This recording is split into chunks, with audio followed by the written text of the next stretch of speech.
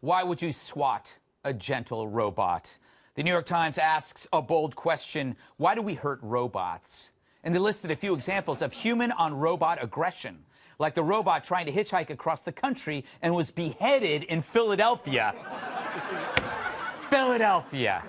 Or the security robot tasked with shooing away the homeless, beaten and smothered with barbecue sauce.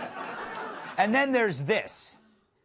It's a robot with 4 legs getting knocked over by a human foot. Now, some may equate this with kicking a dog, thus humanizing or caninizing the situation. Except it's a robot. But it makes you feel bad for the robot, doesn't it? See how they did that? By the way, they're doing this to teach the robot how to get back up. And also don't kick real dogs, you know? Anyway, back to the New York Times and all their questions. Why do we act this way?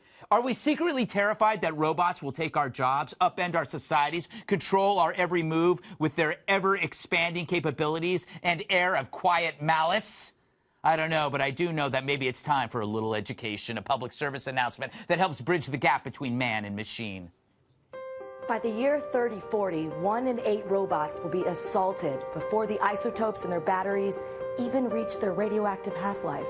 They don't have skin, organs, or anything remotely resembling a soul. But that's no excuse to attack them. They can work endless hours without food, water, or bathroom breaks. I'll admit, I never thought it was a big deal. There were no robots in my life. That was until I met my wife, Karen. You don't have to lash out at something just because you don't understand it.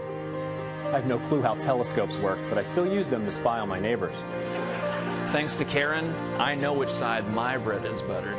And robots will never miss work because of an emotional or personal problem at home. In fact, when I introduced Karen to my new girlfriend, she didn't even react.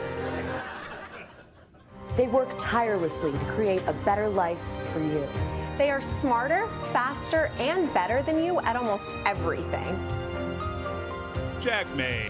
I am Red Laser 177, president of robots.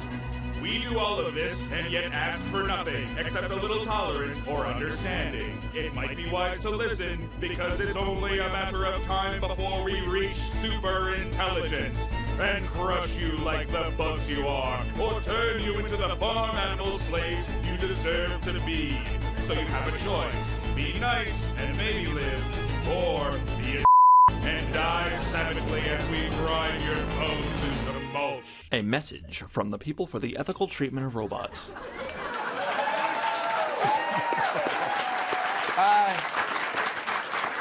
Kat, Yes, Greg? what did you make of that? As a libertarian, Yes. anything that's victimless, I'm cool with. Okay. So if people want to beat up things that don't have feelings, I think it's fine. Like you kicking know? a tire? Is it a bad sign if somebody wants to dismember a robot? Sure. Yes. Red flag? Sure. Yes. Would I probably still date a guy who did it? Sure. But no, actually, that's a red flag. I really don't want to be dismembered. But think if serial killers stuck to dismembering robots, think of all the lives that could be saved. That is true. A lot of people argue, have used that argument before, but in other different ways. But it's better to be remembered than dismembered, Kat. Yes. I can only hope that for myself, yes. Yes. Yes. It's not necessarily a lost hope yet. Yeah. But, Dean, can something that lacks human consciousness be treated cruelly? I mean, Kat seems to think that you could just destroy a robot because there are no feelings. But what if it actually has a different kind of feeling? It doesn't. It doesn't. It definitely doesn't. You're going to look back at this 30 years, and they're going to call you bigots. Well, yeah. Well, I'm going back to Karen, Yes. the toaster that he married. Yes. It reminds me of my film 2050 that's coming out on Valentine's Day. Nice. Yes. In which Perfect. people have sex bots. Right. It's the truth, and you pick. they You should. can pick. Yes, they should. You can pick your perfect mate. They can be tall. They can be short. They can be blonde. They can be dark hair. And how would that work out? And how? Yeah. And you can pick the personality. And the film actually goes through and explores that. However, I don't think any of our androids in the film were quite as attractive as Karen, the toaster. Yes. Are you the star? I play the guy who basically runs the whole thing. And I'm quite happy that people fall in love with my machines as much as it screws up their So lives. you know, it's great. It's like you're entering the age now where you're the guy who plays the guy who runs it. I'm still mad at you. I can get him, right? You can get him. I'm still mad at you. I'm going to keep doing. Anyway, Tyrus, is there a possibility, open your mind, that there might be a robot rights movement in the next, I don't know, 100 years? An open mind with you. One of the scariest things I've ever heard. Because I may be guilty of being abusive to machines. My Xbox has been called every name in the book. Yeah. And of course, my theory is throwing water on robots when they don't act right. Which, speaking of water, has to do with my new movie that's out, The Water Beast, starring yours truly. Yes. So we'll just keep it going. It's out now, right? Yeah. Seems like everybody's getting better, but shortness. But I think also it's unfair. These robots were attacked by, let's just not say the pillars of the community. Yeah. Hitchhiking in Philly in the wee hours of the morning. What do you expect? Chances are you're not going to get attacked by a bunch of Bible beaters. It's going to be some drunk dudes like, whoa, look at that. Oh, that's cool. And then they throw up on it, and they kick it over.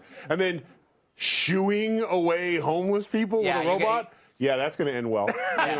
So I think that stuff is skewed. But, I could see people taking, I would rather, than like Kat said, I'd rather see them take it out on a robot. All right, Joe. My feeling is you got to be careful with how you treat them, because sooner or later we're going to be their slaves. Will you ask Dean? Does he worry about being called a bigot against robots in 30 years? It's a moot point. We'll all be dead because of robots in 30 years. And honestly, I'm not going with this media narrative that maybe the robots didn't start it. I'm a big Battlestar Galactica fan. I'll punch any robot the first chance I get. There you go. This sounds a lot like our dark past, though, doesn't it? We're jumping to a lot of conclusions about robots. I don't know. Matrix, Terminator. I've seen the future. Yeah. Yeah, the Terminator. Remember that scene when he just dropped down naked? I thanks for coming out, folks. You have entered the weird zone with Greg Gutfeld.